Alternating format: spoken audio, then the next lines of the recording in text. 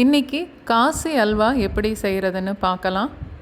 இது வெள்ளை பூசணிக்காய் வச்சு தான் இந்த அல்வா செய்யணும்.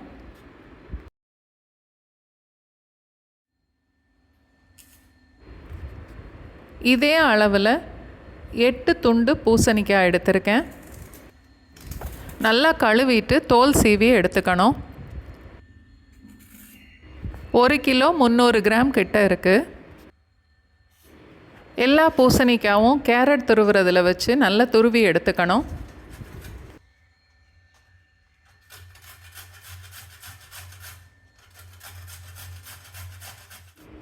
பூசணிக்காய் துருவும் போது நிறையா தண்ணி விடும். அல்வா செய்யறதுக்கு இந்த தண்ணி தேவையில்லை.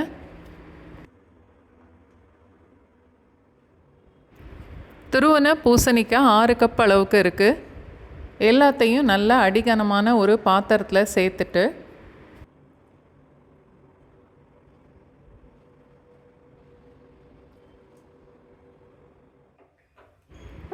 இப்போ அடுப்பை மீடியம் ஃப்ளேமில் வச்சுட்டு இந்த பூசணிக்காவை நல்லா வேக வைக்கணும்.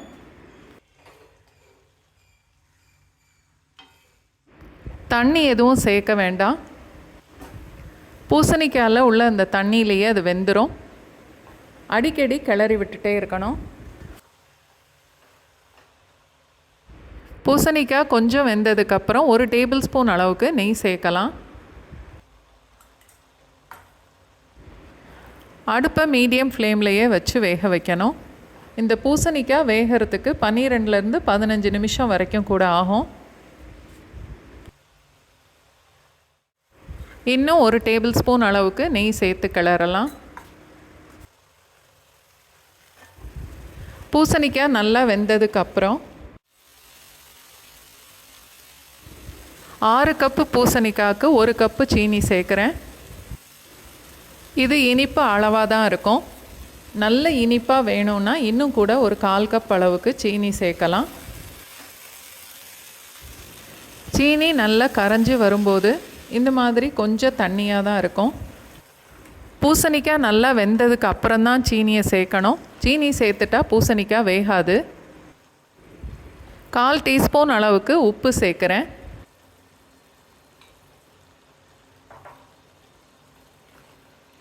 நான் ஏலக்காய் குங்குமப்பூ எதுவுமே சேர்க்கலை.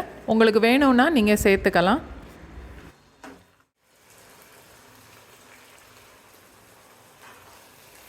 நல்லா அல்வா பதம் வர்ற வரைக்கும் கைவிடாமல் கிளறிக்கிட்டே இருக்கணும்.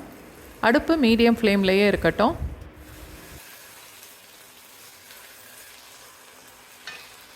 இப்போது 1 டேபிள் ஸ்பூன் அளவுக்கு நெய் சேர்க்கலாம்.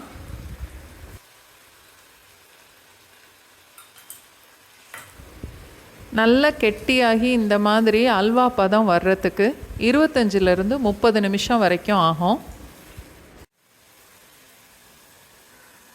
நல்லா கை நிறையா முந்திரி பருப்பு நெய்யில் வறுத்துட்டு இப்போ அல்வாவோட சேர்க்கலாம்.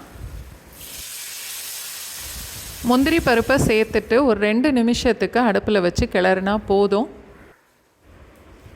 நீங்களும் ஒரு நாள் இந்த அல்வா ட்ரை பண்ணி பாருங்கள். ரொம்ப நல்லாயிருக்கும்.